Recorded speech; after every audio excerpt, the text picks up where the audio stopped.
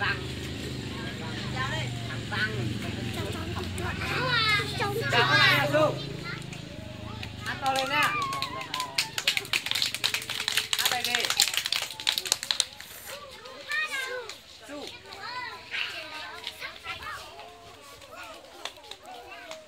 Hát bài mừng sinh nhật thế nào?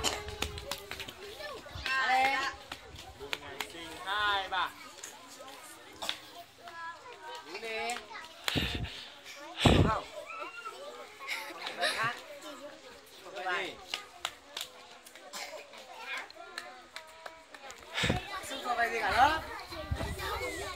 Nào anh qua anh chơi 2, 3. Wow. Hát bài sinh nhật nhá. Bạn Su múa của Các bạn hát bài gì à? Sinh nhật thế à? cho đi nào.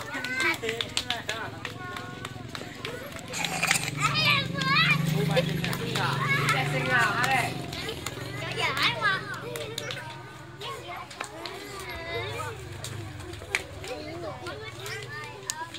Nào mấy cậu cười cái đó từ lại.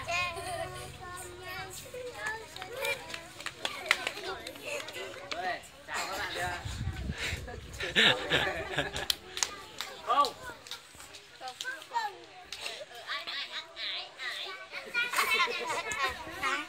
Nó ta sai rồi nó làm, ta sai rồi nó làm. Kìa. Bài đây. Đọc bài hát bài to chưa à? Học thuộc bài chưa? Thuộc bài chưa? Không ý giảng thế nào? Bên lên bà, bên đi màu sao. Ý giảng này, sáu bên bà nào.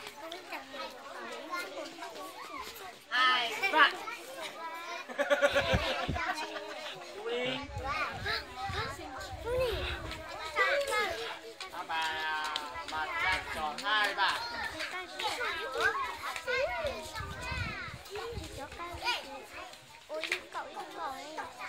Hát chậm.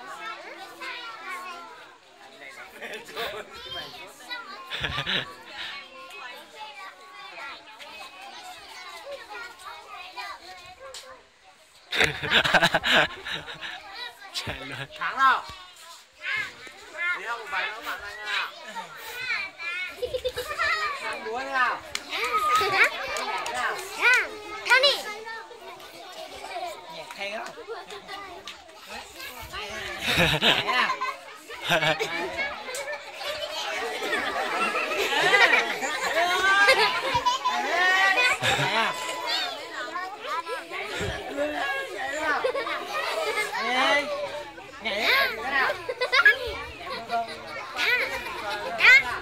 Ổng con chơi lũ áng mà. Nhảy thế nào. Ôi là. À. Chơi gì cho này ra. Chơi cho này ra. Đấy. Buồn gì nào. Đấy. Đấy. Không nữa. Đấy. Đấy. Đấy, nhảy tức tức nào.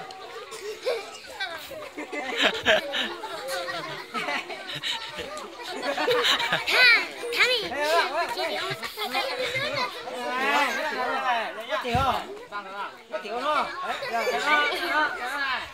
Chơi đó đó.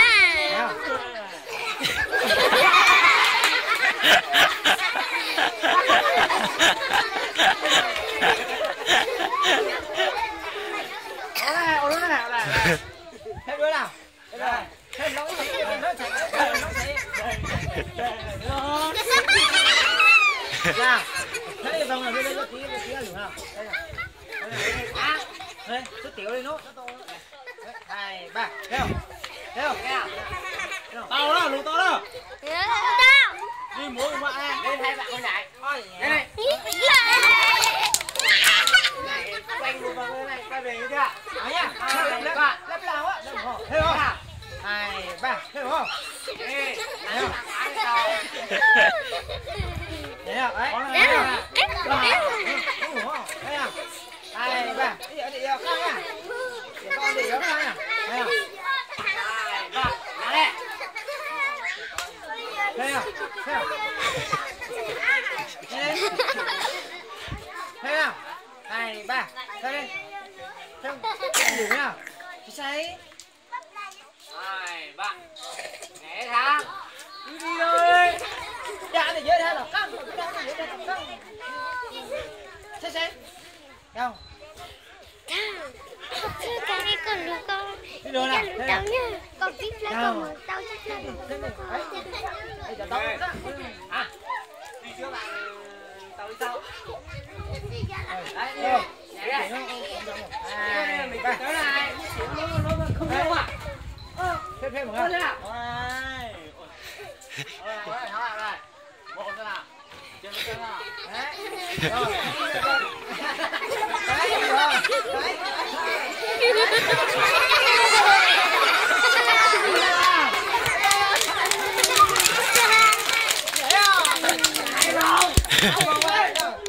Hai, ba.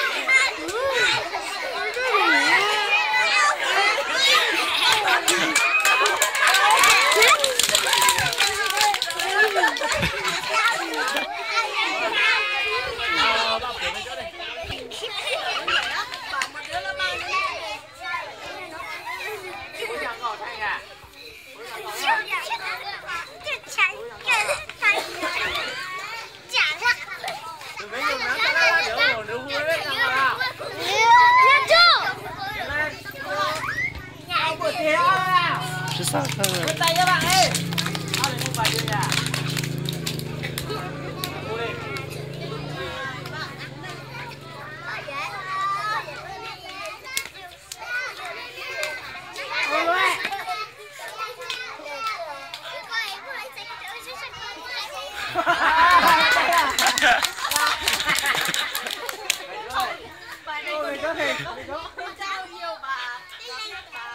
Mai say lắm.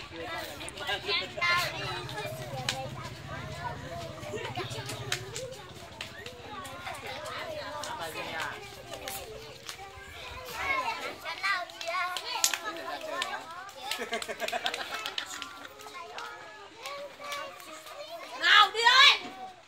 Quay về. Dậy lung tung lên. Ngồi vào chỗ. Em đấy bọn tí năm ngoái à. Tí lớp 3 này. Chồng một tỉnh kia. Chồng một cái gì? Thế bạn nào nhỉ? Lớp 2 bạn nào chưa hát à? Ninh B.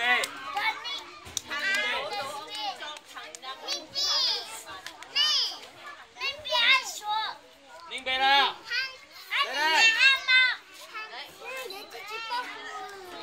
Hát bài gì đây? Hát to vào đây nào. Không làm rõ nào.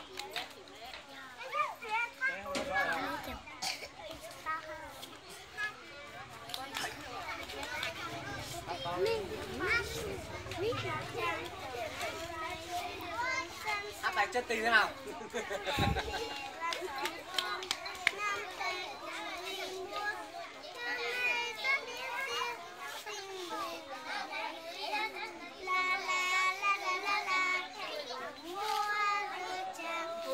Mua cho bảo.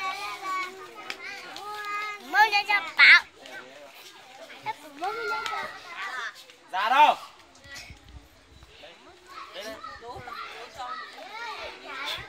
Này khay nhá, hay là Bố múa? thằng cậu nhá, hay là khơi không sao? Theo cành nào? Đây nó là tiếng có gì nào? Để nói rồi thì theo cái nào? Đấy. Đấy con gì? Đấy này để nó cao.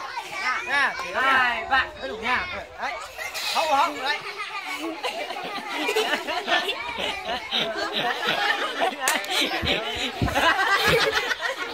Đấy. Đi ra ra. Gì ra? Mất tiếng rồi. Đấy, nó tiếng rồi. Đấy. Đấy. Ôi chết chưa? Chết. Đấy.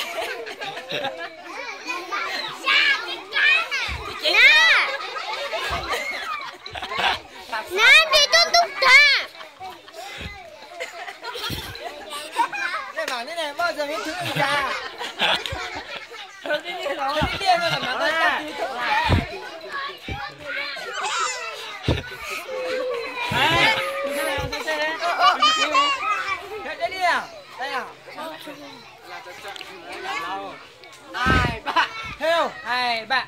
Thấy không? Tí ô lắm ạ. Tí ô lắm ạ. Thấy không? Ấy.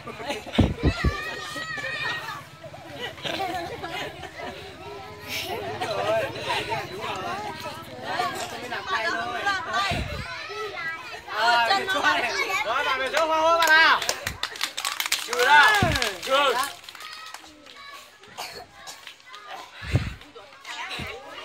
Nói là nha, cố lên là nếu mà đã làm nên bà giỏi thì đi hàng mà không nó xấu hổ luôn.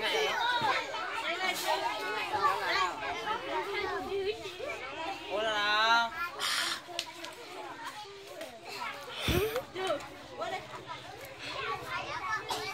Trừ lên siêu nào.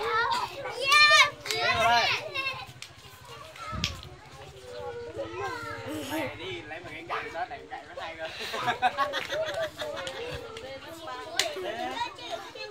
Bắt đầu. Tay kiểu đấy. Bắt. Đây.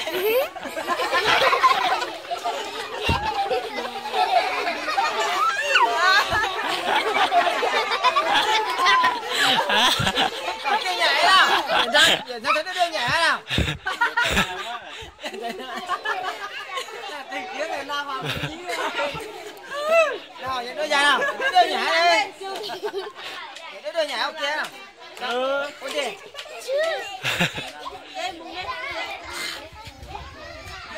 Đây. Thầy thì nó.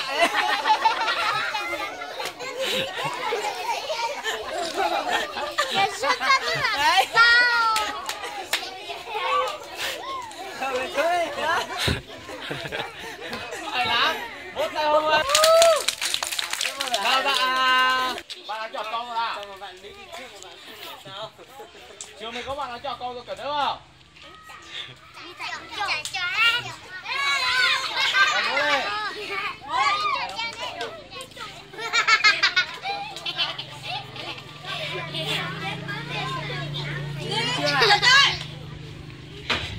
Hai, ba.